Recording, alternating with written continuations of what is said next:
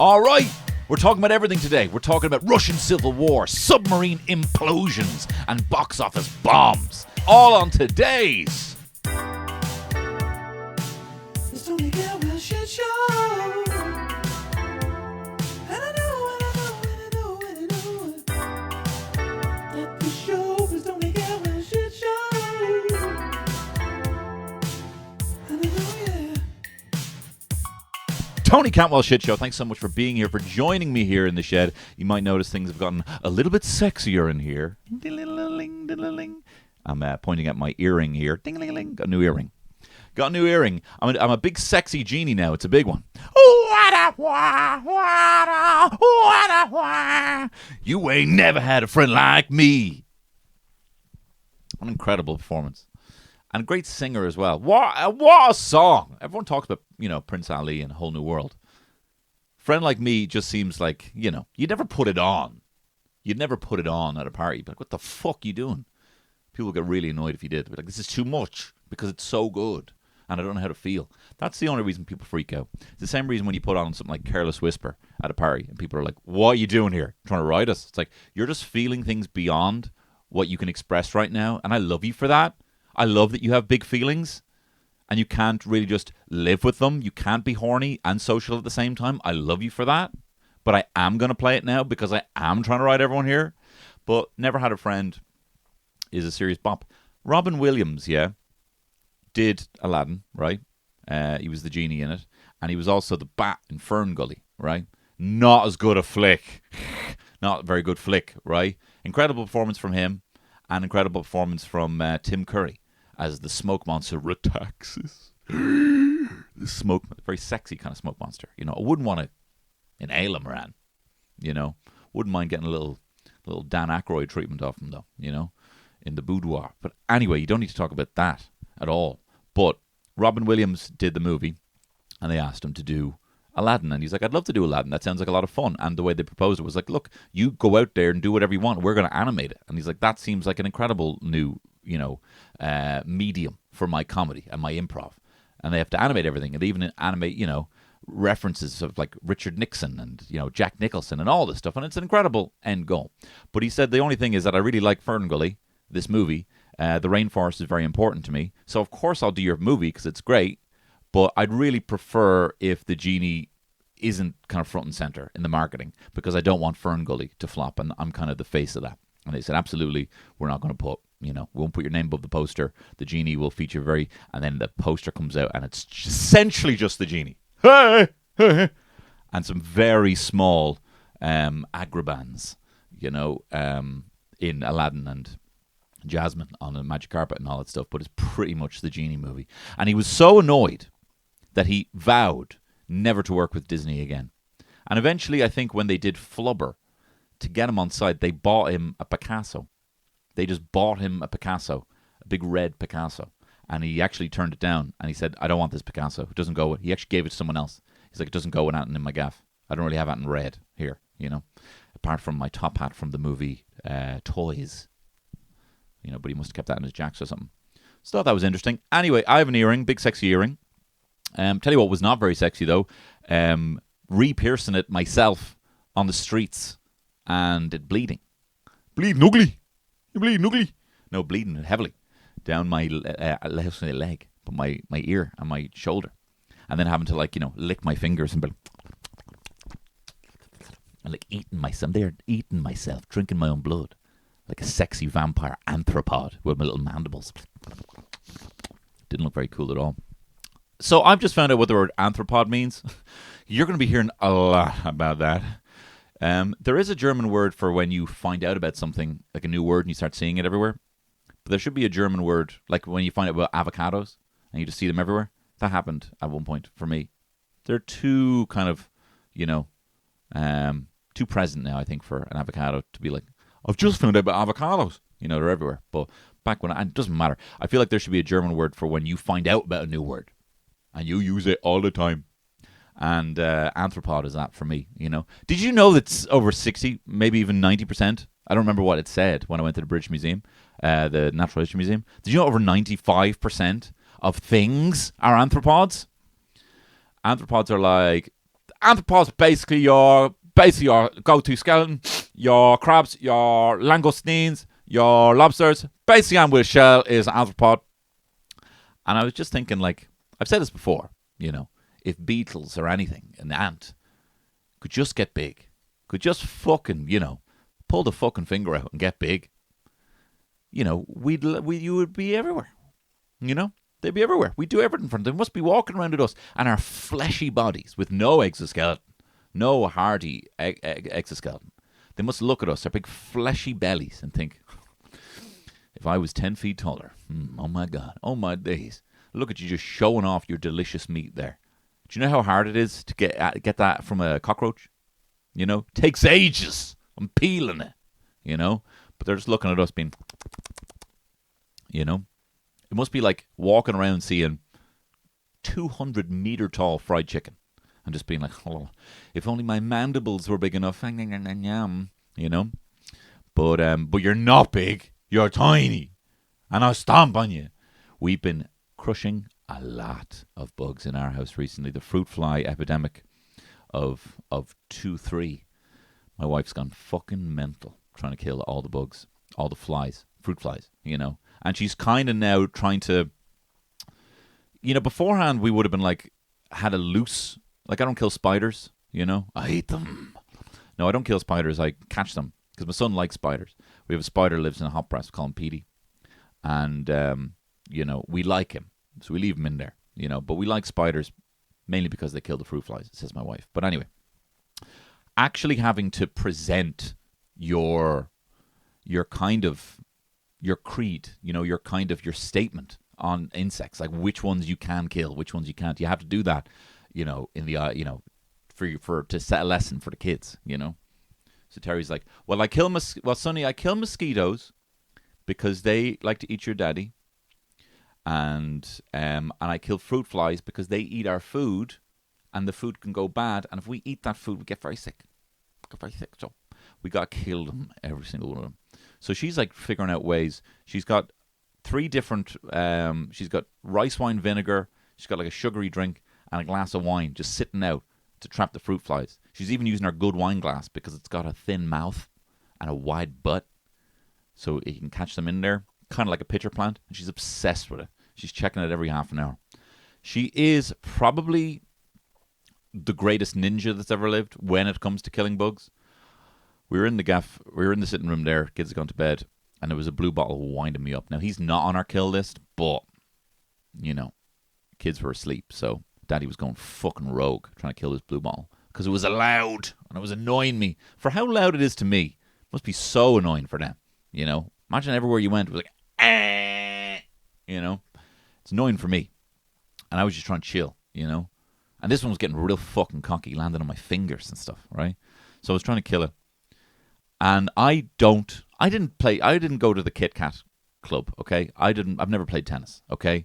This is what I tell myself to excuse my weak sauce swinging.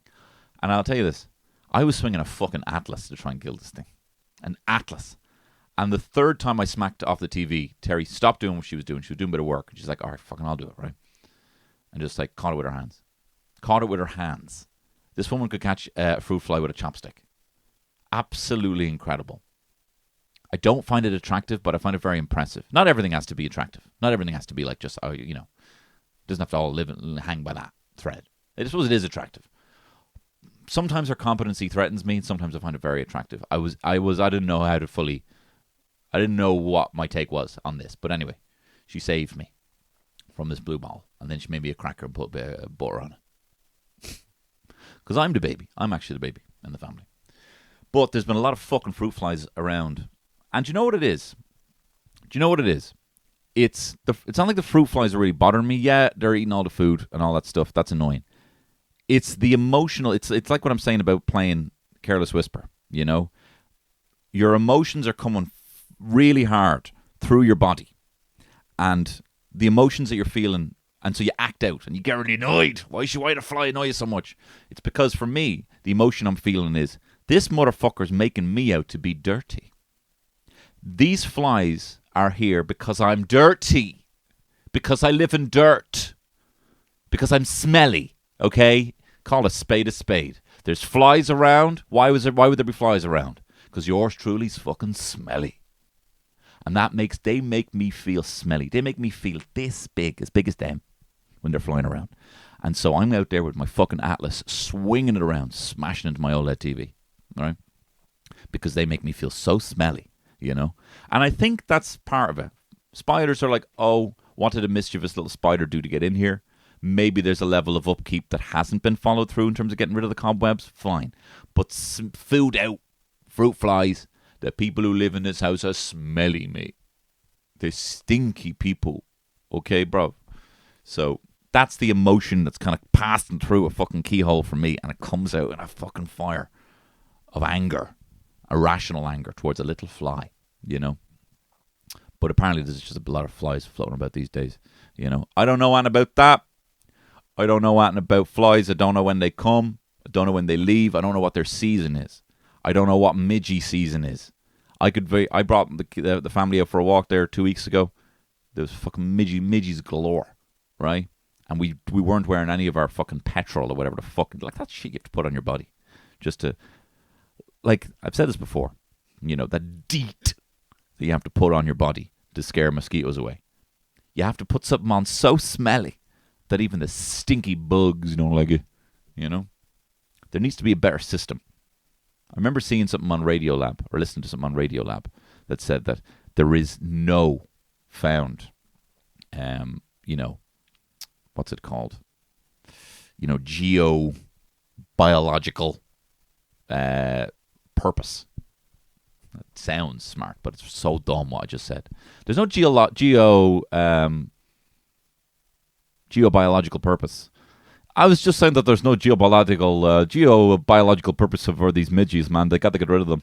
Now, there was talk of just completely, like, you know, neutering mosquitoes and wiping them all out. They're not a huge source of protein for some other fucking animal. But then I think they disproved that. But I don't want to know about that. You know what I mean?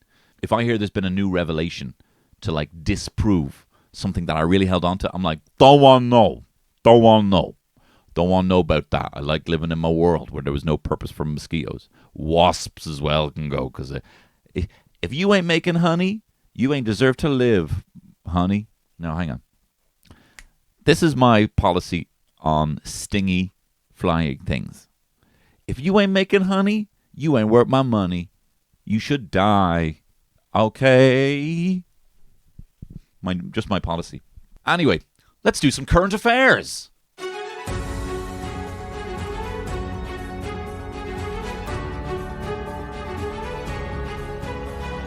The submarine was found imploded. It was found smashed.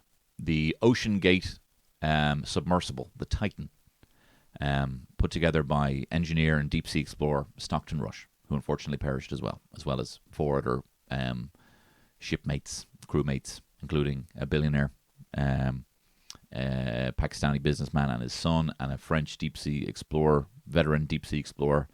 About an hour and 45 minutes into its descent to visit the Titanic wreckage on a tourism kind of expedition, it imploded. And there was a huge news. Everyone was talking about it because the whole thing was, if it was, say, snagged, which has happened before, an ABC news reporter went down in a submersible before to visit the Titanic and got wedged behind the propeller because of strong currents, and everyone, you know, was talking about, oh, well, it could be stuck, it could be this, but the big thing was this air supply.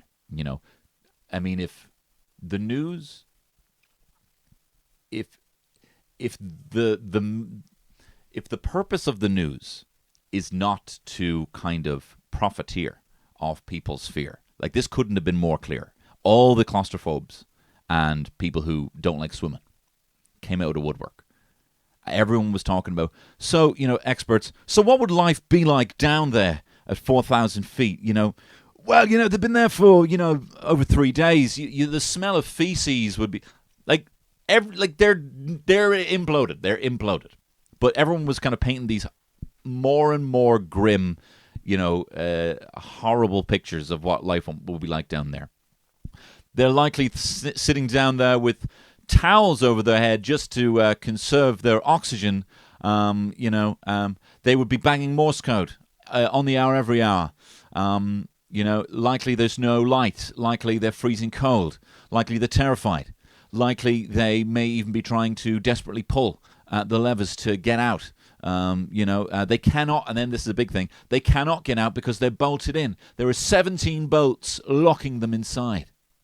All this crazy. And the countdown. 90 hours of oxygen remain. 72 hours of oxygen remain. 20 hours, 0 oxygen remains. And we're all like, there was no other way to live other than with the reality that there are, 5 tourists trapped in one of the most remote place on planet Earth that you can possibly be, with a very slim chance to be rescued. The Air Force were flying over the sea just to see what they could see, to see if there was maybe that it was just bobbing in the air sometime, somewhere, that they were actually above the sea, just with no oxygen, and there was divers going down, and I said that, and sometimes, because of my previous history as a conspiracy theorist, and just my skepticism towards the purpose of the news. Remember I was talking about how Holly Willoughby basically released a press release saying that she's actually fallen out with Philip Schofield, hasn't spoken to him in 2 days. And that was on the news, RTE News, 2 days on the drop. That is a press release. That isn't like RTE Radio 1 are like, what we write about today. It landed on their desk, and they read it, like news, So I believe that a lot of the news is a fabrication.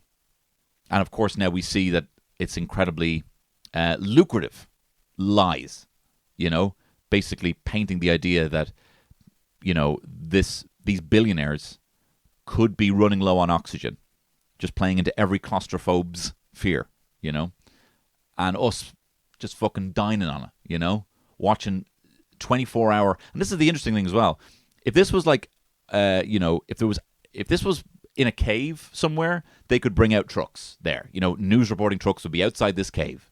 And they would have 24/7 news reports talking to people, being like, and apparently the guy who's in the cave's an alcoholic, They'd be doing it. And they did all this stuff, and they tried, before they even found the vehicle, they had already talked about the billionaire, they'd already talked about Stockton Rush, and he was a deep sea explorer. And then he was like, oh, this guy sounds very impressive. Then they start revealing, oh, this thing's made out of stuff that you can buy in, Dick's Sporting Goods, a light from Camping World, a Logitech controller, and everyone starts becoming this fucking backseat engineer, being like, I knew they shouldn't have used 3 different types of material.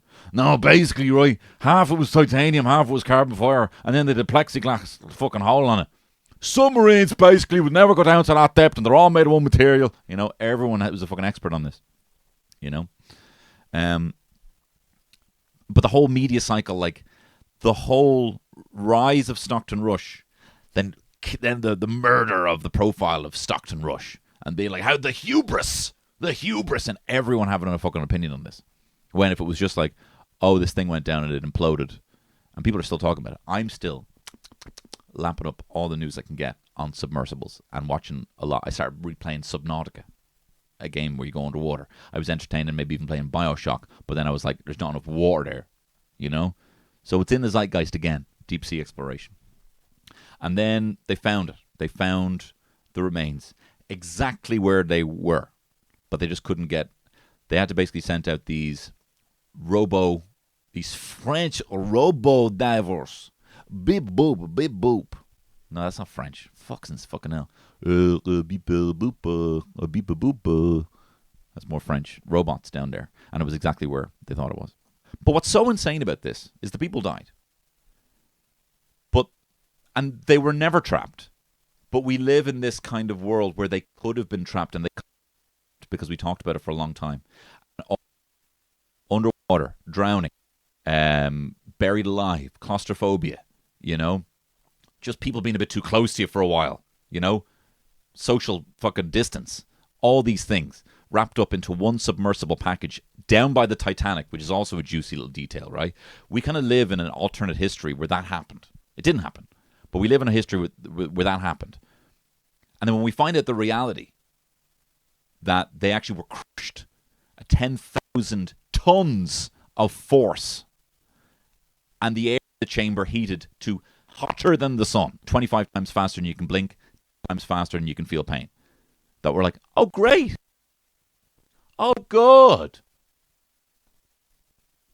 But like it's only because the contrast of a long, slow death was actually replaced with an immediate, cannot imagine more violent, but immediate death.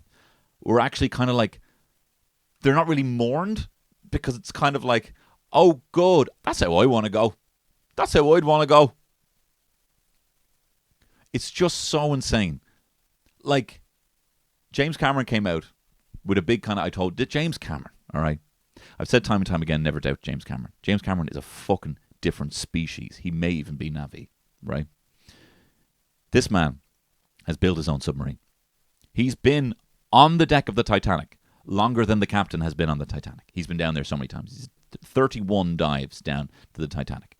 He's gone down to Marianas Trench. He's built his own submarine. This man, this director, all right, has built, this Oscar-winning director has built his own submarine, gone down there multiple times. He came out, not exactly with like, I told you so, but with heavily implied I told you so vibes. Basically said, as soon as I heard they'd lost communications, I knew they were dead because anyone who actually knows anything about these submarines knows that the communications is self-contained, has its own battery, it wouldn't be snagged on anything, it wouldn't have lost. He also was like, that's just a likely explanation. There's too many fail-safes for them to be able to come back up. And also, he was like, we spent so much time talking about this, flying over thousands of miles of sea, you know, to see if they'd miraculously come up to bob above the surface. We had divers going down there and all this stuff. And he's like, these French droids, bip boop, bip boop, found them down there, exactly where they lost communications, you know. Now, he did kind of turn the fucking dagger a little bit, being like, this is exactly the same hubris as the people in the Titanic. I'm like, come on. No shit. No shit. Now, I know he's Captain fucking Obvious, and that's what I like about his movies. The goodies are good, the baddies are bad. The goodies are blue, the baddies are pink. Sometimes black. You know? I like, you know, aliens bad, humans good. Unless it's Avatar. If it's aliens very bad. You know? So, like, he's obvious. He's very obvious. But I love his movies, you know? But, like, he did also say, though, that he had Navy intel, because he just fucking knows people in the Navy. And he was like, yeah, they heard a loud bang on Monday at the same time the thing went missing. So, you know, put two and two together.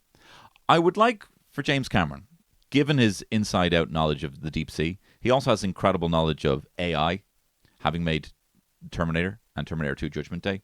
I would appreciate if he'd be a bit more punctual with the warnings on the AI thing.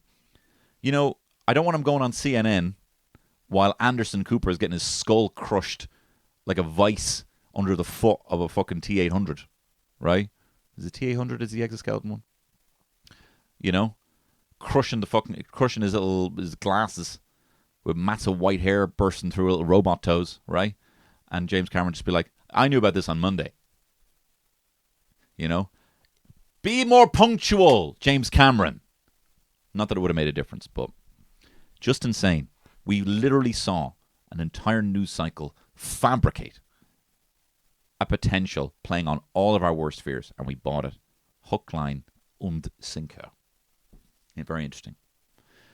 Quick thing on James Cameron while I'm still talking about this. I know this is current affairs, and maybe I should save this for the entertainment package, but this is my theories of what's going to be in the next Avatar movies, right? Avatar 5 was pushed back to like 2031, which is very annoying. I am going to be 45. I'm going to be 45 when that flick comes out. I think Avatar 3 is going to be, they go underground. I think that they know what's going to happen is the bad avatars, Na'vi, are going to go to the islands, right? Then all the avatars are going to have to go under, all the Na'vi have to go underground, right? And then you're going to see a different type of Na'vi, right, with big eyes, and they're going to kind of glow in a kind of like bioluminescent cave kind of way. And then the caves, the water, and the sky Na'vi are going to come back. And Avatar 4 is going to be invasion of Earth. They will terraform Pandora. And they will change it. And then the Na'vi are going to come for vengeance. I wouldn't be surprised if they wipe out half the fucking Na'vi. I wouldn't be surprised if this is where James Cameron's going, being like, it's only going to end when the natural world is completely destroyed and the natural world comes for vengeance. In other news, Russian civil war was narrowly evaded. There was a chance that there was going to be Russian civil war. I didn't really read the full article, but from my understanding is a guy called Yevgeny Prigozhin sent an email to Putin with an attachment of Wagner from X Factor singing the B-52s Love Shack. And Putin just saw Wagner, B-52s, thought there was an air raid coming, got the fuck out of there real quick. It is a lesson for everyone. Read your emails, guys. Read your emails. Putin missed out on an incredible rendition that also featured Wagner from X Factor singing She Bangs, you know? And Putin bangs a lot. Blows up loads things, you know? No, what happened was Wagner Group. And this is how I also just don't understand. Maybe I just genuinely just need to read more so I can be a bit more, aware. I can have a bit more critical thought with my news source.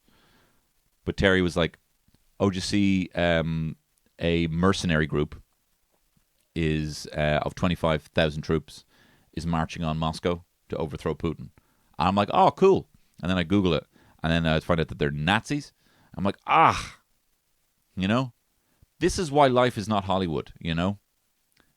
This is why life is not Hollywood. You're like, oh, that doesn't sound good either. Oh, you know?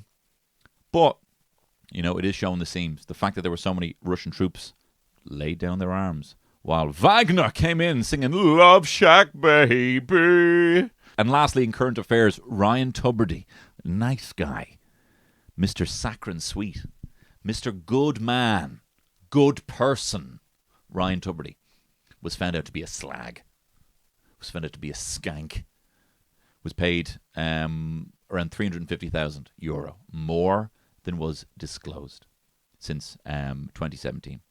Basically, for the last 5 years, he's got paid an average of €75,000 more. The highest paid presenter in RTE was paid on average 75,000 more. What happened was basically they had to take pay cuts.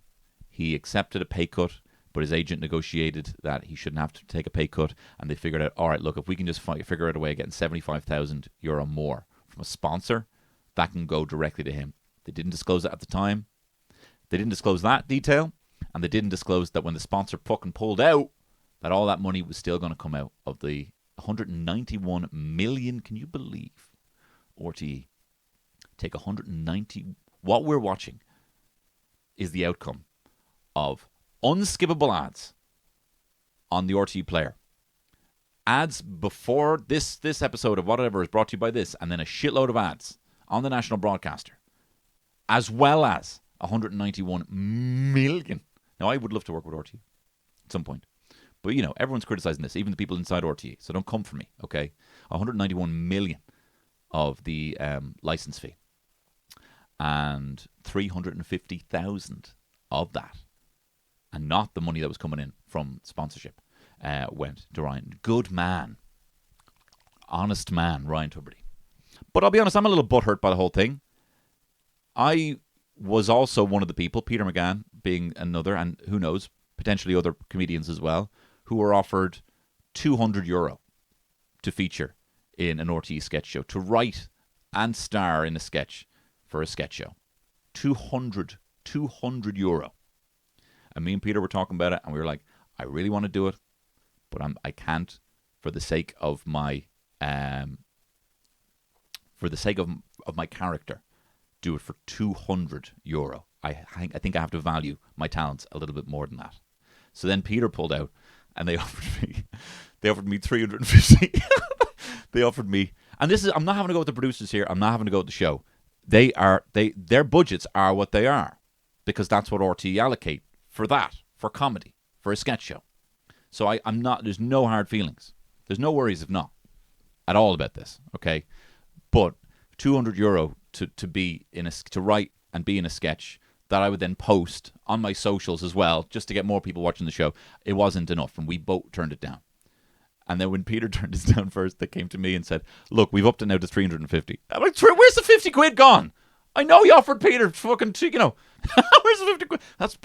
That money essentially has gone to Ryan Tuberty. You know? And it's not like the producers are just pocketing that. They should have had more money to make the show. They should have had more money to make a season of Irish comedy television, you know? But that's all going to Tubbs. And it wasn't disclosed, and no one, you know, was made the wiser about it. I also featured in a show where I found out that last minute that there was a sponsor. That they shoehorned in a sponsor for the TV show, maybe looking to recoup the money for Tubbs, but no one in that show saw any of the money. But they were then asked to reshoot scenes that featured this sponsor, and the sponsor also featured in the opening credits. Last minute, with only a few weeks' notice, they had to do this, and no single person in that show saw any of the fees from that. And the fact that everyone got their goodbyes, you know, I'm sure maybe Dee Forbes won't get her kind of retirement party. You know, she was already on the way out. Now she's officially quit. Still hasn't explained. And what I find fascinating as well is that I'm listening about all this news from RTE on RTE Radio 1, and they're so angry because all these people are denied pay rises. All these people who work really hard. All those producers probably in there before Tubbs comes in, you know, to do his 9 to 10 o'clock show, you know, every day. Everyone's really annoyed about it, you know, because all these people were denied that money. That money could have made a huge difference for everyone else who works there. And it's not like you're going to fucking lose. I saw this on Twitter as well. I don't know who said this. They're like, the whole argument was that they needed something to keep Ryan Tubridy. Ryan Tubridy's not going fucking anywhere, right? What's he going to do? Make it fucking big in the UK? He's palatable for Irish audiences. He's palatable for the people who watch The Late Late Show. Okay? He's like, that's fine. That's digestible. That's easy, right? It's like reading an issue of fucking Ireland's Own live on screen, you know? It's quaint. It's nice. It's fine. It's inoffensive. That's the power of him. And it's only applicable to Irish audiences. He's not going to... The whole idea is like, we might lose him to the UK. And this tweet was saying, what about all the people who had to fucking move to the UK at the start of their career because they couldn't afford to live here, because RTE weren't giving them any platform to provide their level of entertainment, comedy. You know, what about the comedians who can't live in Dublin, you know, or have to commute to come in just to do live gigs that are not being broadcast on RTE? You got Virgin now doing footage for Crackdown comedy show, you know? Crackdown, who is a live, you know, do regular comedy shows every single week, a couple a week, and they've got a show on RTE that they pretty much have to fucking shoot and produce themselves, you know? But that opportunity wasn't even there for RTE. The only way to get on RTE was to make something yourself on the RTE player, and then last minute have them fucking slap a fucking sponsor on it and take all the profits into the big fucking hole that's not being totally disclosed. Not cool. And I like the fact that people now feel they have the confidence to be so critical with them, because they are the only game in town. But, you know, it's like when, you know, you saw Jay-Z getting smashed up by Solange, and like, oh shit, are we really talking shit about Jay-Z and Beyonce now? Oh, are we really going? That's what it feels like with RTE now. Can we actually talk shit about RTE now for a second? Us performers, you know? But, you know, this is the same RTE that threatens to go with another voiceover artist if I couldn't do it, the changes that they made with a few hours' notice, even though they have to go through a voiceover agent and it could be over a day and all this stuff. They literally threatened me over the phone to say they were going to go with another voiceover artist. I'm just saying, to squeeze the little guy, the little performer, you know, and then to be giving 75 grand more and not telling anyone about it. Thought this would be funnier. I thought this would be funnier, but it's not cool, you know. Anyway, let's get into some entertainment news.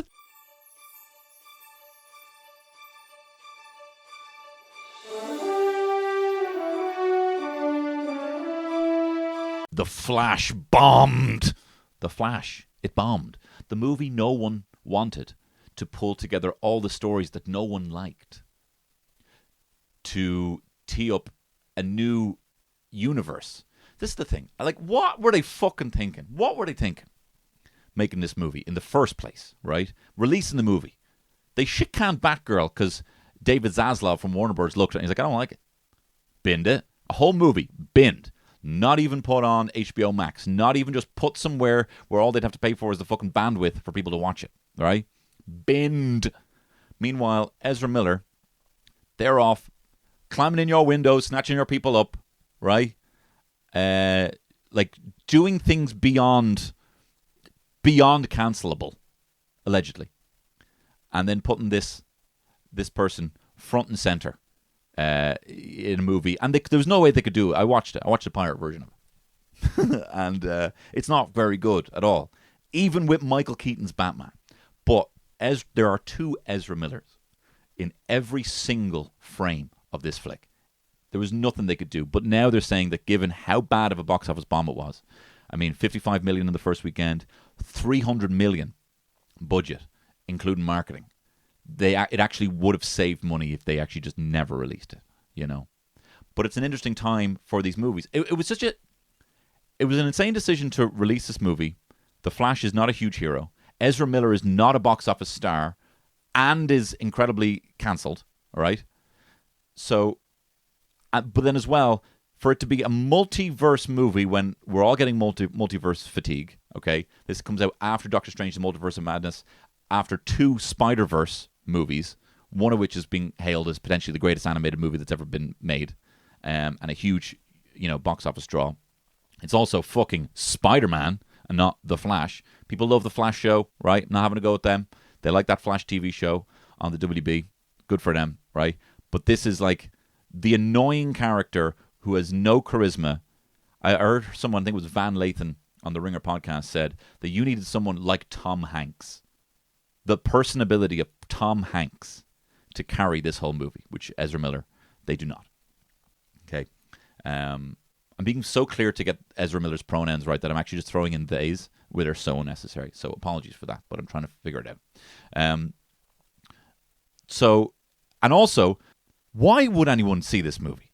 Like, for the sake of the movie, if the whole thing is about wrapping up this connected universe and this whole connected thread through these movies being of such importance, which I don't think it is, and we'll get more into that when I talk about Secret Invasion, right?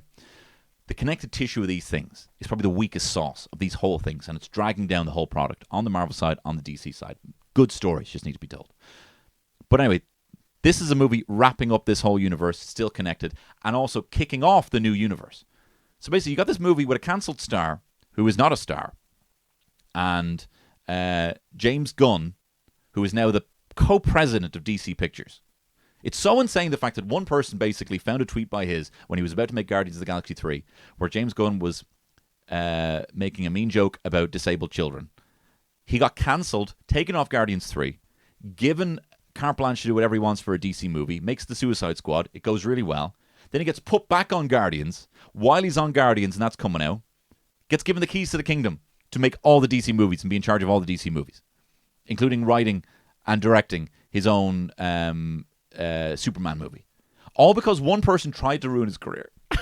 Like, if that is not the most ineffective subtweet ever, this person trying to ruin his career and ended up giving him, I mean, like, unparalleled, like Steven Spielberg, in fucking DreamWorks level of power here, Anyway, James Gunn also in the last 3 months has said, we're shit-canning everything. We're sacking Henry Cavill. We're putting an end to this Snyderverse thing. The DCEU is no more. Oh, shit, no, sorry, we also have a Flash movie coming out. You should check it out. It's the best superhero movie ever made. Doesn't have any... You don't have to watch it, because we're totally rebooting everything, but you should check it out. Oh, shit, Aquaman's coming out as well. Sorry. Oh, and Blue Beetle is also coming out. But that's also going to be the first movie in the new universe. Why would you care? And this is what's very interesting now, is that I was listening to a podcast about this. Like, they have forecasting when it comes to these movies, and they expect these movies to make money. And they expect these movies to make money based on how much people are talking about it. I'm talking about them, but I'm not going to go see them. I watched a pirated copy of Flash because I didn't think it was going to be good. I heard it wasn't going to be very good. The reviews came out, it was very bad, and I just wanted to even watch a cam quality version of it just to see what it looked like, what actually happens in it. I wanted to see Michael Keaton's Batman, not going to lie. And it wasn't very good. It wasn't very good. It was very dissatisfying. I love Michael Keaton. He's a good old Bruce Wayne. In fact, if this movie did well, they were potentially going to make a Batman Beyond. That's where Bruce Wayne is really old, raising a young kind of protege Batman. They're not going to make that movie now. That's not happening. But where was I going with this? They seem to think people talking about movies dictates the success of the box office. That's no longer the case. And I know that from my personal enjoyment of a lot of Marvel and comic book movies now, and this is no hard feelings, and I will never be able to thank Marvel for what they've given me in the everything leading up to Endgame. What they gave me. But I used to go on, lads. It was my way of going always to the cinema. It was always just, there's not even an issue. It was like telling Terry I'm going to a funeral, you know? No matter what's on, I'm like, hey, look, new fucking Marvel movie out. I'm going with the lads. We're going to see it, you know? No interest now anymore. There's no interest in any of these movies. None of them feel like there's anything to hang your hat on, you know? It's formulaic. It's Z-list heroes like Ant-Man. They have Fantastic Four and they have fucking X-Men. I'm getting annoyed now, right? They just need to make a good story. But no one's actually going to see the movies now. You know? Even the star power of The Rock couldn't prop up Black Adam. Shazam! Fury of the Gods was a flop. Guardians did okay. Black Panther 2 didn't do very well. And then you've got Secret Invasion, this show. And this is like, oh, this is the next thing, though. And they've such a huge opportunity here to have fun. Shape-shifting Skrulls, you know? They might not be who you think they are. Invasion of the Body Snatchers shit. You know, everyone might not be, you know, you think it's an exciting premise. You know, it's a spy, it could be a spy thriller. And then you're watching this show, and then Emilia Clarke, Daenerys, is like Ben Mendelsohn's daughter. And I feel like she must be like the kingpin in this whole thing because they're shooting her very small. They're making her purpose. I've never seen her look this small. She never looked this small as Daenerys, even though she's small. Everyone's like hovering over her. She's walking around. She's got a kind of like lollipop little fucking head, like tiny little figure and a massive head, you know? Don't know why that's important, but someone once told me that all Hollywood actors have really small bodies and massive heads, and that's why they look really good on screen. Anyway. And it's just this Falcon and the Winter Soldier shit again. Refugees, terrorists, loads of new characters. You know, are they a freedom fighter? Are they a terrorist? It's so fucking boring. It's so boring. And not even Samuel L. Jackson going full fucking Jules, you know, does he look like a bitch, is going to prop up the show. Olivia Colman comes out after like the first 20 minutes, and like it's almost like I just put on VR goggles because she leaps off the fucking screen. But there is nothing in Marvel. The only thing I'm excited about right now is Mission Impossible Dead Reckoning. It's the only thing I'm excited about. I'm excited about the new Dungeons & Dragons as a franchise. I think that's very interesting, you know. But has it... I mean, we're definitely post-peak comic book movies. Matt Reeves will make another Batman. Will Superman work? Has Superman ever worked since Christopher Reeve? Will James Gunn's Superman... Like, there's a Superman TV show on right now, and there's Smallville, and everyone knows the origin of Superman. Is there anything you can do on screen that will make Superman look good? Is there even a visual effect that would resonate with Superman?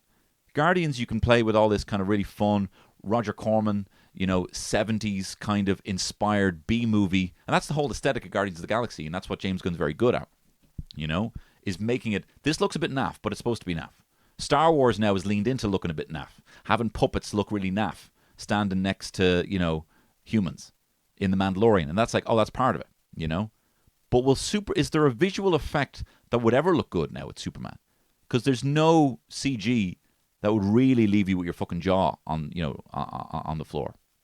So how's that going to work? Is it over? Is it over? Anyway, now I'm going to talk about UFOs in the X-Files.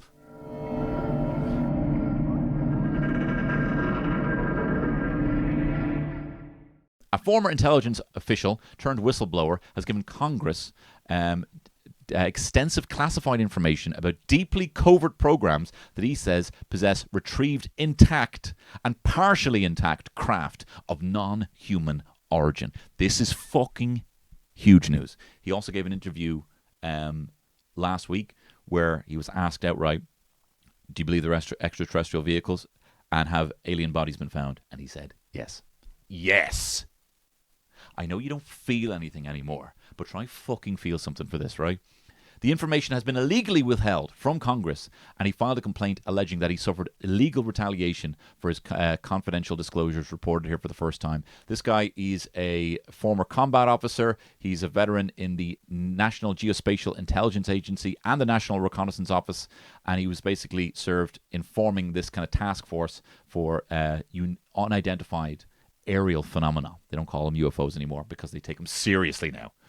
I'd love to see UAPs. You know, you got students, standard price, and UAPs. You know, that's, you know, OAPs. I didn't know what an OAP was for years, and I would always go to the cinema. I'm like, what's a fucking OAP? How do I become an OAP? And I was like, I actually visualized them as like almost like Navi, just these superior humans, better than everyone else, walking in like, I'll have the OAP price, please. Like, what are you going to fucking do about it? Then I found it was old age pensioner. You don't see many of those prices around anymore. Anyway, the task force was established to investigate what were once called UFOs and are now called unidentified aerial anomalous phenomena. The task force was led by the Department of the Navy under the Secretary of Defense for Intelligence and Security. It has since been reorganized and expanded into an all-new department called the All-Domain Anomaly Resolution Office, the ADARO, to include investigation of objects operating underwater. Fuck! You got underwater shit as well. Where were you? Where were you for Hamish Harding? Where were you for Stockton Rush? In filing his complaint, this is why people are talking about it, right? Because he's like, you're hiding this. You're hiding this from Congress. And he's presenting it to Congress. And what's amazing about this now is these are not going on TMZ. They're going to Congress and then they become news because someone is like, the government is not being totally accurate about what they're showing you, you know? Now, again, I do believe all this. And I unfortunately let this slip. Again, I sometimes put my tinfoil hat on, right? I didn't actually finish my point on the Titan. I thought that if they found the crewmates on the Titan, the submarine, that it would be proof that this is completely fabricated news. And this was a news story to take our eyes off something else, to have a global focus on a rescue mission. You know, I'm not saying the Thai boys weren't real. I do believe they were real. But sometimes this tinfoil hat goes on and I can't take it off. It fuses to my head sometimes. And I think, oh, well, that's convenient now. Everyone's talking about something else. Let's see what the bad news is this week, you know. Let's see if Greenland invaded somewhere, because they'd love everyone talking about this rather than their fucking, you know, invasion. Anyway, so I also then recently were hanging out with, we were doing the Eurovision show, and it was before we kicked off with Shane Daniel Byrne, Gillian Sunderman, Fionnuala J, and I was like, I do believe that, I said this to them outright, I was like, I do believe in the next few years there's going to be some fake alien invasion started that is going to lead to new rules brought in on a global level. And then they were like, what? What? I'm like, I get it. And I agree, you know. I think this is my James Cameron I told you so when the alien invasion thing happens. I don't really believe it, but I kind of believe it. 5%. Not even a tinfoil hat, a tinfoil thimble on my head. We are not talking about prosaic origins or identities, Grush said, referencing the information. The material includes intact and partially intact vehicles. But these disclosures, right, basically it says here in the article, are showing that there's a growing determination by people in government to actually get to the bottom of what's been going on.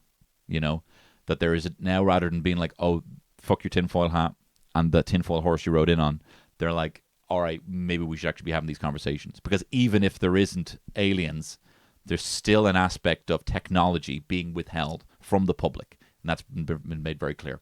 Another guy, Christopher Mellon. Oh my God, this guy. Is he a rotund gentleman, this Christopher Mellon? Honeydew, baby. He says, 20 years in the U.S. intelligence community, and I'm slagging his fucking name.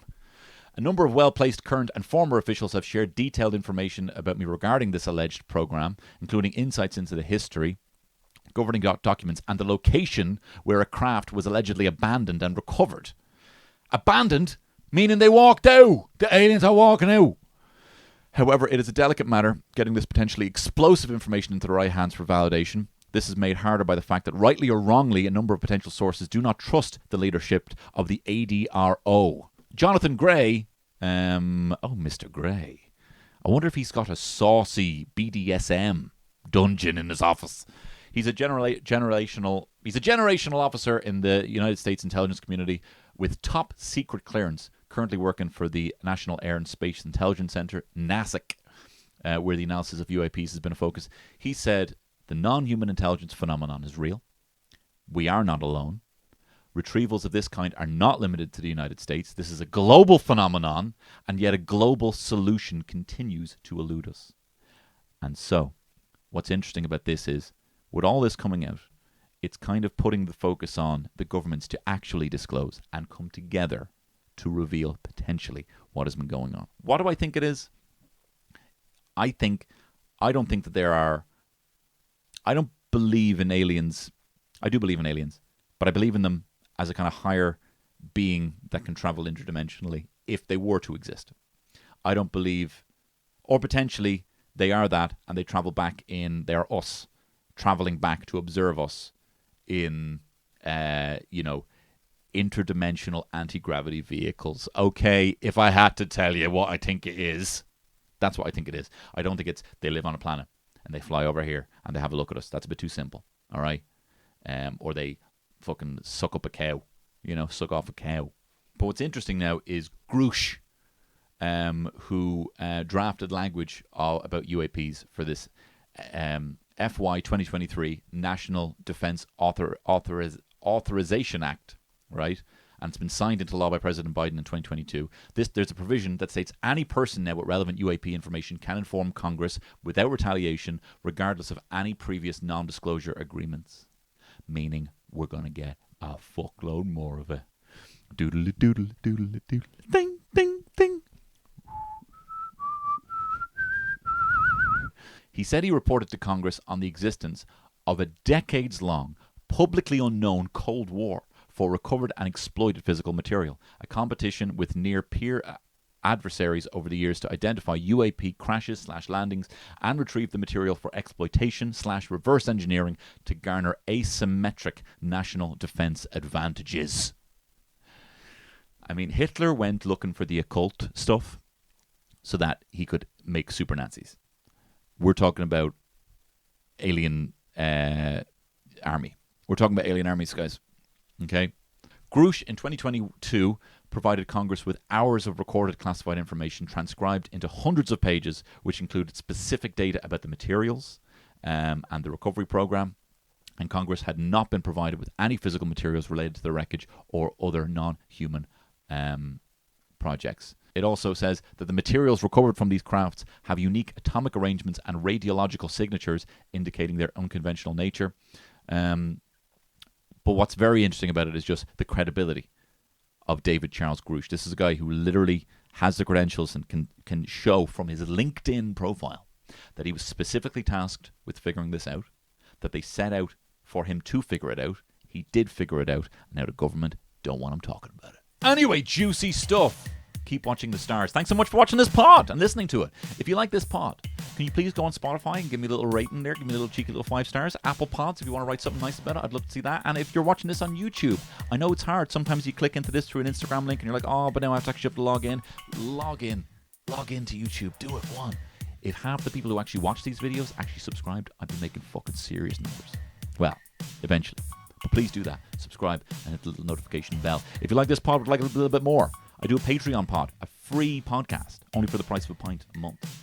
But there's 4 extra podcasts every single month. Some podcasts include last week I did a walking tour of Dublin that you can follow yourself from Henry Street all the way up to Grafton Street. I talked about my first ever gig I did, old jobs I did, and places that I used to get to meet. Kissing Birds, Temple Bar Music Centre. Check it out. It's Tony Cantwell Shitshow.